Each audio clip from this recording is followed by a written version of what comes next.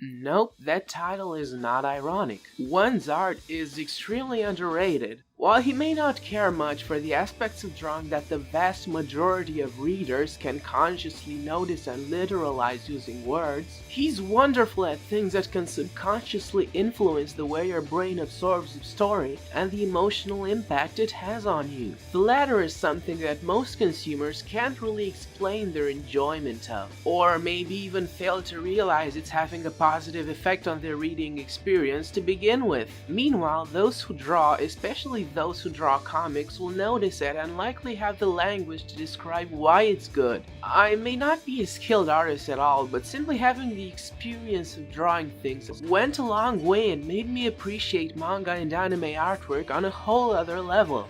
One's heavy use of contrasting blacks and whites, as opposed to the heavy screen tone use and varying shades found in more common mainstream manga styles, makes it very easy to deliver striking, instantly readable imagery where your eyes are drawn directly to where they're supposed to, while contributing to the required atmosphere of the scene. One knows how to use negative and positive space in a balanced way that makes looking at his drawings equal parts pleasant to the eye and purposeful to delivering the artistic and narrative goals of the scene. As good as artists like Berserk's Kentaro Miura are, their hyper-detailed styles can sometimes make for images where the individual parts of the composition sort of just mesh together with no specific part of the image being drawn attention towards, or the huge amount of lines that can simply create a composition that looks cluttered and a little straining to look at. This is not an issue with all super detailed manga though, as I feel that Masashi Tanaka's Gon, for example, nails it all just right. One's manga, however, can almost be likened to a Hiroyuki Maishi storyboard, in that it gives only passing regard to the more elaborate and technical aspects of drawing, and aims straight for the pure, unfiltered core of what makes for interesting illustration.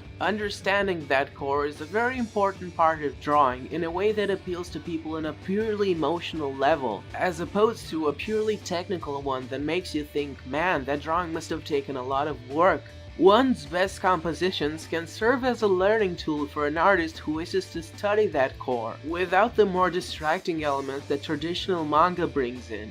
A lot of manga is similar, although not as overt. Many people consider Hunter x Hunter's art to be merely a hurdle towards enjoying the actually good part, namely the writing and plot. They see the drawings as playing absolutely no part in their enjoyment. Putting it bluntly and maybe a bit controversially, I straight up don't believe them. I think those readers were trained to believe that there are specific things that make an image objectively good or objectively bad, and they judge things entirely based on those specific parts while being unable to explain the subtler elements that contribute to their overall enjoyment. Even at its most rushed, Hunter x Hunter still looks blatantly like the work of a skilled draftsman. Similarly, people may feel that the quote-unquote great detail and anatomy of a manga like JoJo's Bizarre Adventure is the real reason they like its drawings, but the most basic knowledge of anatomy should make it obvious that Araki is no master at it. I don't mean that in the sadly common exaggeration and stylization equals bad art way.